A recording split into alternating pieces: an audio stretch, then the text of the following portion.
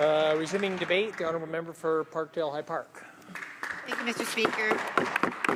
And I want to thank my colleague from Skinnamalloy Valley for introducing this Opposition Day motion, which is very pertinent and important to the vast majority of Canadians because it is about our quality of life. It is about our standard of living here in Canada.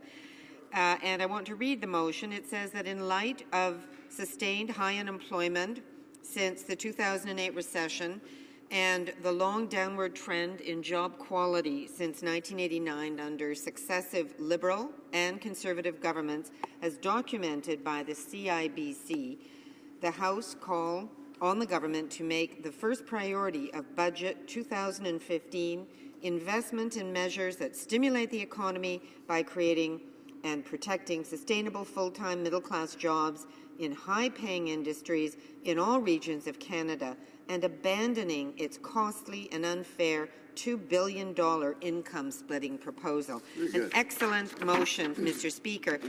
Now, specifically in raising this motion, we're calling for a number of changes that we want to see take place because no one can deny, in spite of the finance minister quite surprisingly calling the CIBC statistics sham statistics. So he's calling that radical socialist organization, the Canadian Imperial Bank of Commerce, as having sham statistics. But in spite of that, Mr. Speaker, no one can deny the long-term decline in employment quality in Canada over the last 25 years, and that in Budget 2015, we do need to take action, immediate action, to turn this trend around. We need to be creating good quality jobs. We need to protect and improve existing jobs, and we need to address more broadly some of the key challenges of the middle class. When I speak to people in my riding in Parkdale-High Park, we see people who, even though they may have what have traditionally been secure middle-class jobs, a growing number of people are feeling insecure. And we see young people going into these, again, formerly good middle-class jobs, who are now there on term contracts, on short-term hiring, who maybe are there without benefits, and they can be in that situation of precarity for years, which makes it very difficult for them to get on with their lives because they never know if they're going to be able to keep their job. And so the CIBC has done us a real favor in terms of presenting their report, which highlights this growing precarity of jobs across Canada. What we're saying, Mr. Speaker, is that there are some practical solutions that we can propose, and I want to get into those in a few minutes. Let me speak first of all about more about my community in Toronto, in Parkdale-High Park. Toronto is now the inequality capital of Canada. We see greater and faster growing inequality in our city than anywhere else in the country.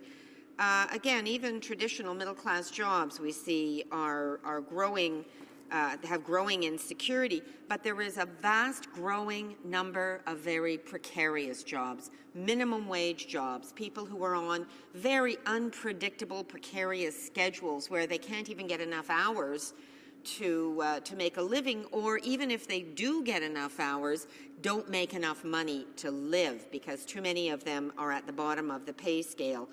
And what we're finding, and thanks to the work of a constituent, a University of Toronto professor, David Holchinski, we're seeing that there's a great disparity of inequality between neighborhoods, and increasingly those at the bottom of the income scale are newcomers, new immigrants.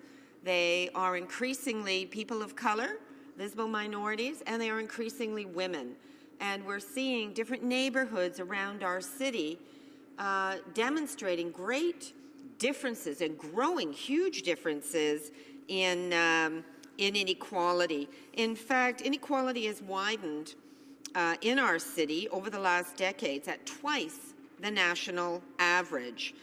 So it's ballooning. And what we know from studies about inequality, and the OECD has confirmed that growing inequality hinders GDP growth, so it hinders the broader economy and is invariably negative.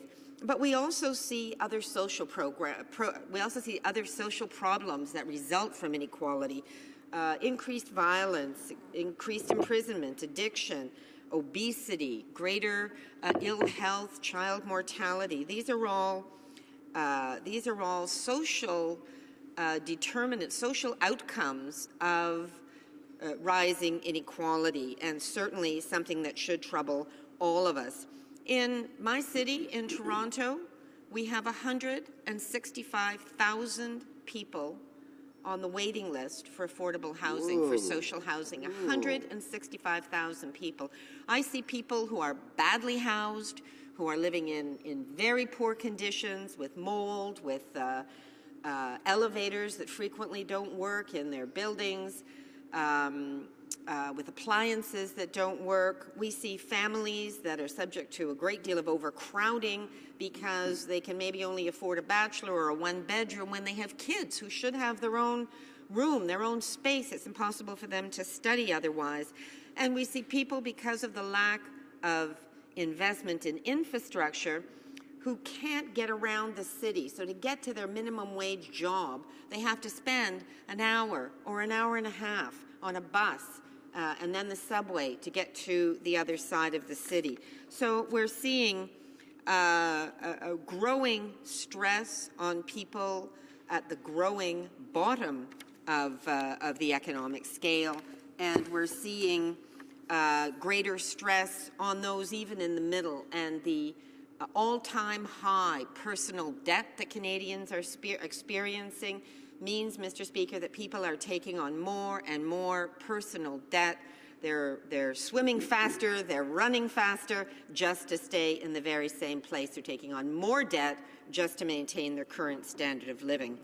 And I want to thank the CIBC for their study in employment quality, which is entitled Employment Quality Trending Down. And in spite of the finance minister shockingly calling this based on shoddy statistics, I would argue that the bank has no vested interest in embarrassing this government, but in fact is doing the country a favor, is helping us by pointing out this very dangerous and destructive trend. And the bank's report is very clear. Our measure of employment quality is now at a record low. Wow. Employment quality is at a record low. That's a pretty shocking statement. And it says the trend is clear. Since the 1980s, the number of part-time jobs has risen much faster than the number of full-time jobs. The damage caused to full-time employment during each recession was in many ways permanent, and full-time job creation was unable to accelerate fast enough during the recovery to recover the lost ground. And it's arguing that the decline in employment quality in Canada is more structural than cyclical. In other words, just coming out of a recession is not doing the job, Mr. Speaker. We have structural problems in our society and our economy that need to be dealt with by serious measures. What we've seen over 2014 is a 0.7% increase in employment, essentially stagnant. So here's some of the things we should be doing, Mr. Speaker. Rather than giving the wealthiest 15% a tax cut with their income splitting proposal, kind of leave it to beaver mentality where the good little lady will stay home, what we should be doing, Mr. Speaker, is creating jobs, helping families, helping young people, investing in a national child care program. What we should be doing immediately is raising the minimum wage. Let's give Canadians a raise, help them pay their bills. New Democrats want to see a $15 minimum wage. We should be investing in infrastructure, Mr. Speaker, building good quality housing. And let's help small businesses who are big job creators.